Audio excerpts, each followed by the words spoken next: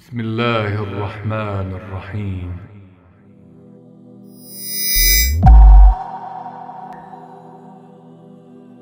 اللهم صل على محمد وآل محمد. اللهم صل على محمد وآل محمد.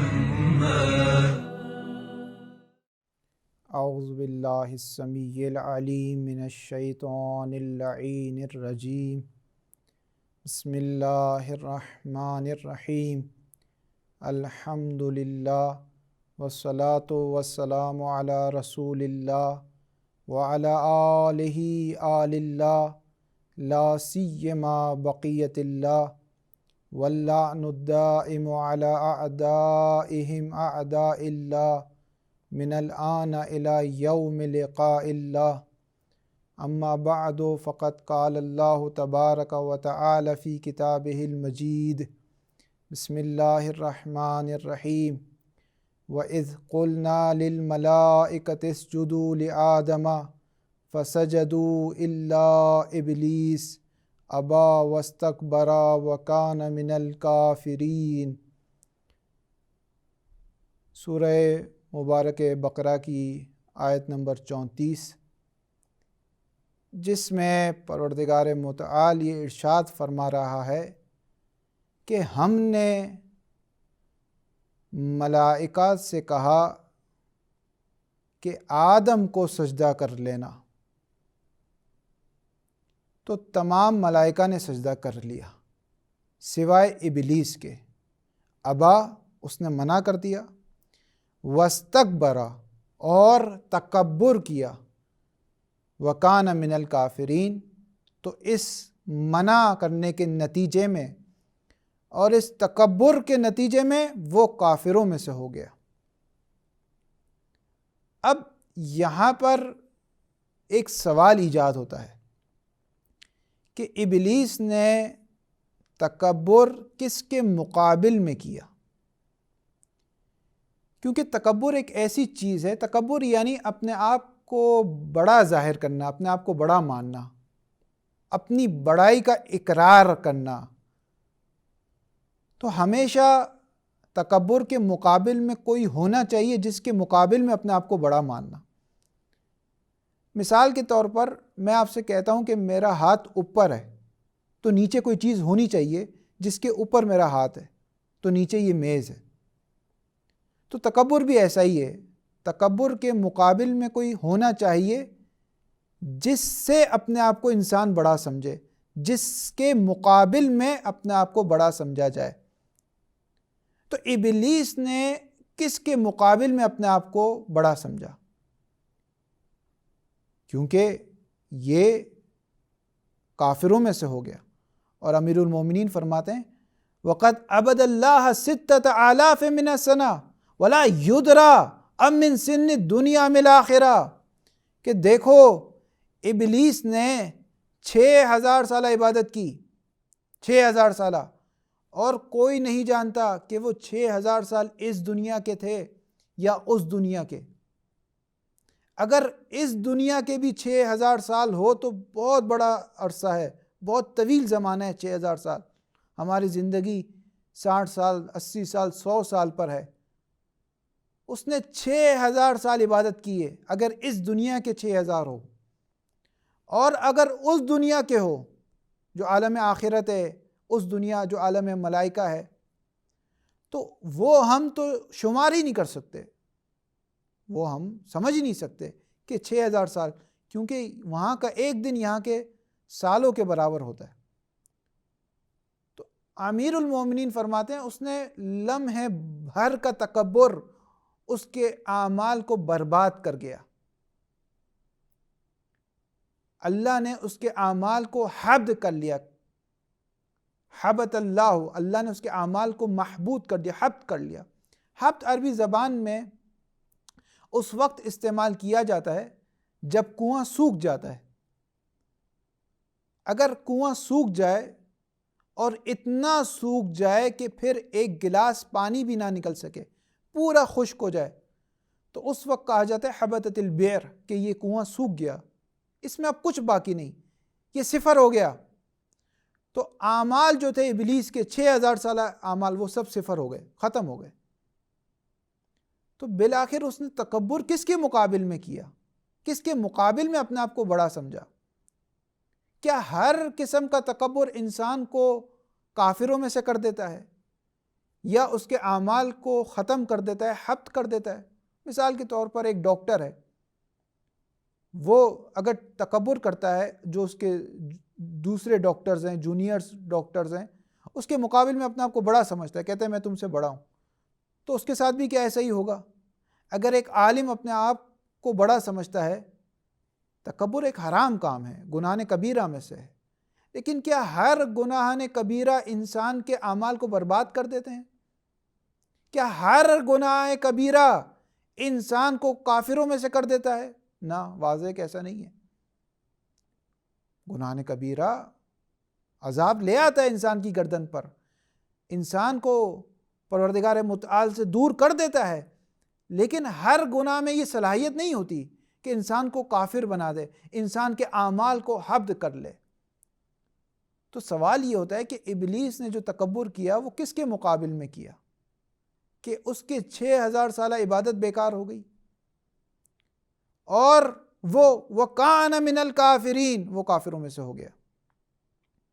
اب اس کا جواب خود قرآن مجید ہمیں بتائے گا۔ ہم قرآن کی خدمت میں جائیں گے اور یہ سوال پوچھیں گے۔ تو سورہ حجر کی آیت ہے کہ جب پروردگار نے کہا انی خالق بشرا من صلصال من حماء مسنون فاذا سویتہ ونفخت فیہ من روحی فقعوا له ساجدین فسجد الملائکۃ کلهم اجمعون الا ابلیس ابى ان یکون من الساجدین وقال لم یکن، ابلیس تجھے کیا ہوا؟ لم تکن من الساجدین، تو نے سجدہ نہیں کیا۔ یہ ساری آیت تسلسل کے ساتھ جاری ہے کہ پروردگار نے ایک آدم کو، ایک بشر کو بنایا، کھن کھناتی ہوئی سیاہ مائل مٹی سے بنایا، اور جب اس میں اپنی روح پھونک دی تو سب سے کہا سجدہ کرو، سب نے سجدہ کیا، ابلیس نے نہیں کیا۔ اس نے کہا میں سجدہ نہیں کرتا۔ لم اکن لاسجد بشرا خلقتہ من صلصال من حماء مسنون، کہ مجھے زیب نہیں دیتا کہ ایسے بشر کو میں سجدہ کروں کہ جسے تو نے کھن کھناتی ہوئی مٹی سے پیدا کیا، مجھے زیب نہیں دیتا۔ تو جب ابلیس نے سجدہ کرنے سے منع کیا تو پروردگار نے کہا فخرج، یہاں سے نکل جاؤ، فإنک رجیم، فخرج میں نہ فإنک رجیم، تو اب یہاں سے نکل جا، اب تو اہل نہیں رہا، اب اس قابل نہیں رہا کہ اس عالم میں رہے، تو یہاں سے نکل جا۔ فإنک رجیم، تو رجیم ہے، مردود ہے، دھتکارا ہوا ہے تو۔ وَإِنَّ عَلَيْكَ اللَّعْنَةَ إِلَى يَوْمِ الدِّينِ، اور قیامت تک تجھ پر لعنت رہے گی، تجھ پر لعنت رہے گی قیامت تک۔ اب اس کے بعد والی آیت آپ کو یہ بتائے گی کہ ابلیس نے تکبر کس کے سامنے کیا۔ اگر اس نے اللہ کے سامنے، پروردگار متعال کے سامنے تکبر کیا ہوتا تو کہتا تو اللہ نہیں ہے، میں بڑا ہوں، میں تجھ سے بڑا ہوں۔ لیکن اس کے بعد والی آیت انسان کو حیران کر دیتی ہے۔ ابلیس کو جب نکال دیا گیا، دھتکار دیا گیا، اس پر لعنت ہو گئی، وہ کافروں میں سے ہو گیا، اس کے اعمال حبط ہو گئے، تو اب وہ کیا کہہ رہا ہے؟ اب اس کو وہ بدلے میں کیا کہہ رہا ہے؟ قال ربی، پروردگار سے کہہ رہا ہے میرے رب۔ اپنے پورے وجود کے ساتھ ابلیس اقرار کر رہا ہے پروردگار کی ربوبیت کا، پورے وجود کے ساتھ۔ قال ربی، میرے رب، کہ مجھے کچھ مہلت دے دے۔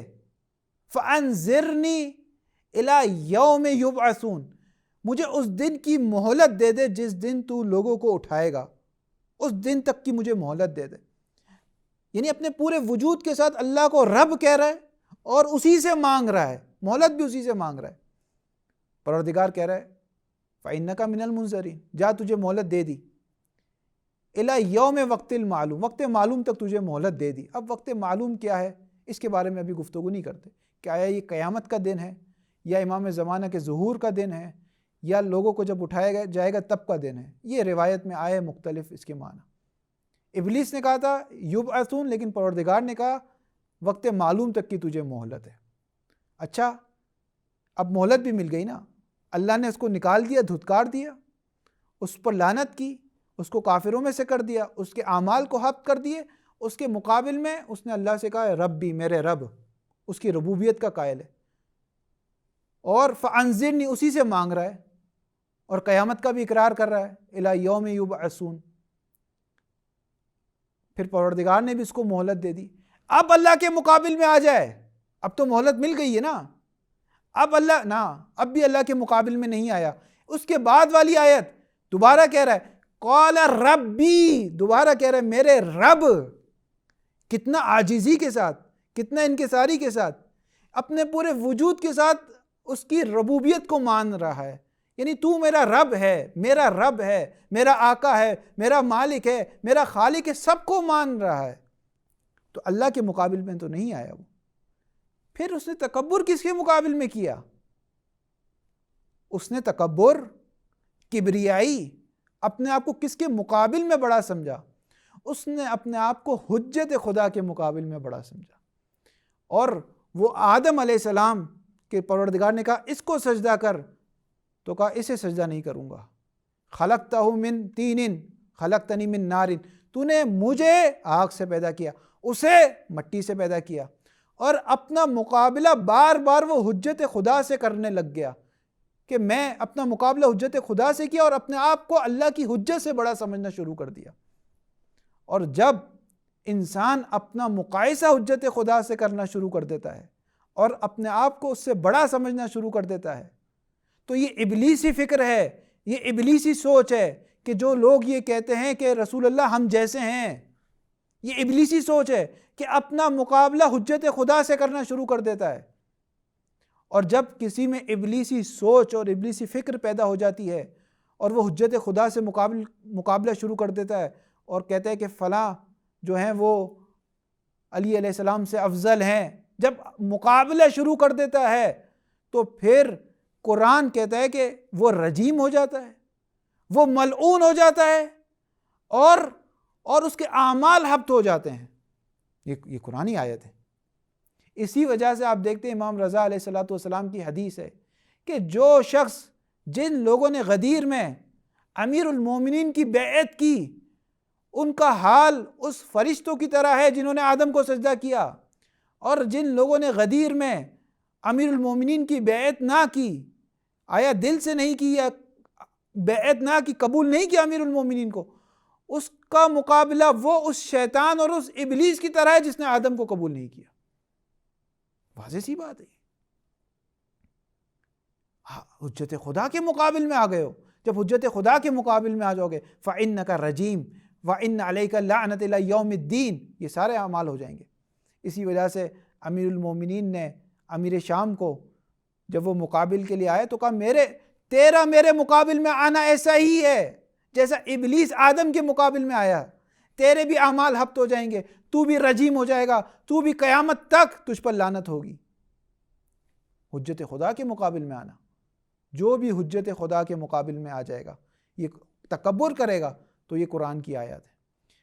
اسی وجہ سے آپ دیکھتے ہیں سورہ مبارک حجرات میں فرمایا یا ایھا الذین آمنوا لا ترفعوا اصواتکم فوق صوت النبی ولا تجہروا لہ بالقول کجہر بعضکم لبعض ان تحبط اعمالکم وانتم لا تشعرون. اے صاحبان ایمان، مومنوں سے خدا مخاطب ہیں کیونکہ خطرے کی زد پر مومن آ چکا ہے، مومن آ چکا ہے. صاحبان ایمان سے مخاطب ہے. اے صاحبان ایمان، اپنی آواز کو پیغمبر کی آواز سے اونچی مت کرنا، اپنی آواز کو رسول اللہ کی آواز سے اونچی مت لے جانا. کیوں؟ کیونکہ جو شخص پیغمبر کے سامنے آواز کو اونچی کر رہا ہے گویا وہ رسول کو نیچے لے جا رہا ہے، گویا مقام رسالت کو، مقام حجت خدا کو نیچے کر رہا ہے، اپنے آپ کو اس سے بلند سمجھ رہا ہے. قرآن کہہ رہا ہے خبردار یہ کام مت کرنا. ان تحبط اعمالکم، تمہارے سارے اعمال برباد ہو جائیں گے. وانتم لا تشعرون، اور تمہیں اس کا شعور بھی نہیں ہوگا. تم قیامت میں دیکھو گے تمہارے سارے اعمال برباد. اسی وجہ سے یہ حدیث فریقین کی کتاب میں موجود ہے، اہل سنت کی کتاب میں، اہل تشیع کی کتاب میں یہ حدیث موجود ہے کہ جو شخص مکہ میں غلاف کعبہ کو پکڑ کر 70,000 سال تک عبادت کرے گا، روزے رکھے گا، حج کرے گا، سب کچھ کرے گا، لیکن ولایت علی کے مقابل میں آ جائے گا تو یہ سارے اعمال اس کے منہ پر مار دیے جائیں گے۔ کیوں؟ کیونکہ تم حجت خدا کے مقابل میں آئے ہو۔ اگر حجت خدا کے مقابل میں آنے سے اعمال قبول ہونے چاہیے تو سب سے پہلے ابلیس کے ہونے چاہیے، کیونکہ اس نے تو 6,000 سالہ عبادت کی، لیکن اس کے اعمال کو رد کر دیا گیا۔ اسی لیے انسان اپنی پوری زندگی ولی خدا کے مقابل میں عاجزانہ زندگی بسر کرے۔ یہی بندگی ہے، یہی بندگی ہے۔ اللہ کی بندگی اسی انداز میں ہوگی کہ اس کی حجت کے مقابل میں تسلیم ہو جائے، جو وہ کرے ویسا ہی یہ کرے۔ اسی وجہ سے حضرت سلمان فارسی کا مرتبہ اتنا بلند ہے کہ ایک بار کہا گیا حضرت ابو ذر نے کہ آج میں سلمان فارسی سے پہلے مسجد میں تشریف لاؤں گا، تو دیکھا بارش کے دن تھے، دیکھا کہ صرف ایک قدم کے نشان ہیں، صرف ایک قدم کے نشان ہیں، تو کہا آج شاید میں سلمان فارسی سے پہلے پہنچ جاؤں، تو دیکھا سلمان فارسی موجود تھے۔ کہا یہ تو ایک قدم کے نشان ہیں جو امیر المومنین کے تھے، آپ کیسے چلے گئے؟ تو کہا میں امیر المومنین کے قدم کے اوپر قدم نہیں رکھتا، بلکہ جہاں امام کا قدم ہوتا ہے وہیں اپنا قدم رکھتا ہوں۔ اس حد تک تسلیم ہو گئے، اس حد تک تسلیم ہو گئے تو پیغمبر کی بھی حدیث آ گئی کہ سلمان منا اہل البیت، سلمان ہم اہل بیت میں سے ہو گیا۔ کیسے اہل بیت میں سے ہو گیا یا رسول اللہ؟ وہ تو ایران کے رہنے والے ہیں، وہ تو فارس کے رہنے والے ہیں، وہ تو آپ کی اولاد میں سے نہیں، تو اہل البیت میں سے کیسے ہو گیا؟ کہا یہ پورے وجود کے ساتھ سلمان ولی خدا کے مقابل میں تسلیم ہو گیا ہے، اس وجہ سے ہم اہل بیت میں سے ہو گئے۔ اور یہ انسان کی زندگی کا مقصد ہے۔ اس وجہ سے آپ دیکھتے ہیں کہ جب کربلا میں صدا استغاثہ امام نے بلند کی کہ حل من ناصر ینصرنا، کوئی ہے جو ہماری مدد کرے، حل من ذاب یذب عن حرم رسول اللہ، کوئی ہے جو رسول اللہ کے حرم کا دفاع کرے، اس کی حفاظت کرے، تو ایک ننھا بچہ جو 6 ماہ کا بچہ تھا، اس نے اپنے آپ کو جھولے سے گرا دیا اور اپنی بے زبانی میں جیسے یہ کہہ رہا ہو کہ میں حرم خدا کی حفاظت کروں گا، میں اللہ کے ولی کی پکار کا جواب دوں گا، میں اے حسین آپ کو لبیک کہوں گا۔ اسی وجہ سے آپ دیکھتے ہیں کہ باب الحوائج کا لقب مل گیا حضرت علی اصغر کو، 6 ماہ کی عمر مبارک میں باب الحوائج کا لقب مل گیا۔ اس در علی اصغر سے قیامت تک لوگوں کی حاجتیں پوری ہوگی۔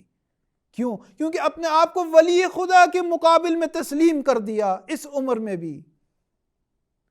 اور جب امام لے گئے، جب ام رباب نے کہا اے حسین، اے امام، یہ حضرت علی اصغر کی حالت دیکھیں، کئی دن ہو گئے کہ انہوں نے پانی نہیں پیا، تو امام نے جب حضرت علی اصغر کو اٹھایا اور اشقیاء کی طرف، فوج اشقیاء کی طرف نگاہ کی اور کہا ان لم ترحمونی فرحموہ ھذا الطفل کیف یتلذذ عطشان، اگر تم مجھ پر رحم نہیں کرتے تو اس بچے پر تو رحم کرو، دیکھو کس طرح پانی کے نہ ہونے کی وجہ سے اپنے منہ کو کھولتا ہے، بند کرتا ہے۔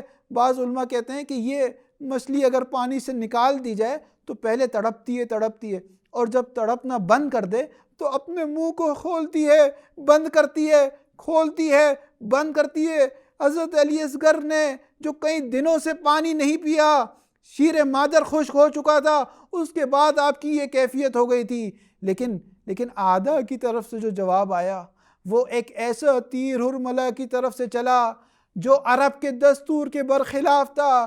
جنگی اصولوں میں سے یہ تھا کہ دشمنوں پر یہ تیر برسائے نہیں جائیں گے، اس تیر سے جانوروں پر حملہ ہوگا، یہ تیر کسی انسان پر حملہ نہیں ہوگا، جنگی اصول تھا عرب کا، لیکن کسی انسان پر نہیں بلکہ ایک 6 ماہ کے بچے پر اس تیر سے حملہ ہوا کہ روایت مقتل کے جملے ہیں فَذُبِحَ الطِّفْلُ مِنَ الْوَرِيدِ إِلَى الْوَرِيدِ وَمِنَ الْأُذْنِ إِلَى الْأُذْنِ، وہ بچہ امام حسین کے ہاتھوں میں ایسے شہید ہوا کہ ایک حلق سے تیر نکلا اور دوسرے حلق سے نکل گیا، وہ بچہ منقلب ہو گیا۔ امام مظلوم نے جب یہ منظر دیکھا تو جبرائیل آئے اور کہا یا رسول اللہ، یا حسین دعو، آپ چھوڑ دیجئے اس بچے کو، جنت میں ایسی خواتین موجود ہیں جو اب اسے دودھ پلائے گی۔ تعزیت پیش کی امام مظلوم کو۔ جب خیمے کی طرف واپس آئے نا تو بی بی سکینہ دوڑتی ہوئی آئی اور کہا یا ابتی ہل سقیت اخی الماء، اے میرے بابا کتنا اچھا ہوا آپ نے میرے بھائی کو پانی پلا دیا، میرے بھائی نے پانی پی لیا، وہ خاموش ہو گیا، وہ چپ ہو گیا، کتنا اچھا ہو گیا۔ امام حسین نے فرمایا یا بنیا، اے میری بیٹی، تیرے بھائی نے پانی نہیں پیا، مذبوحاً بالسہم آدھا، بلکہ دشمنوں کے تیر سے اسے ذبح کر دیا گیا۔ بی بی سکینہ نے تماچے مارے، ہائے چھوٹے بچوں کو بھی ذبح کیا جاتا ہے۔ الا ولعنت اللہ علی القوم الظالمین وسيعلم الذین ظلموا ای منقلب ینقلبون۔ اللهم صل على محمد وآل محمد، اللهم صل على محمد وآل محمد۔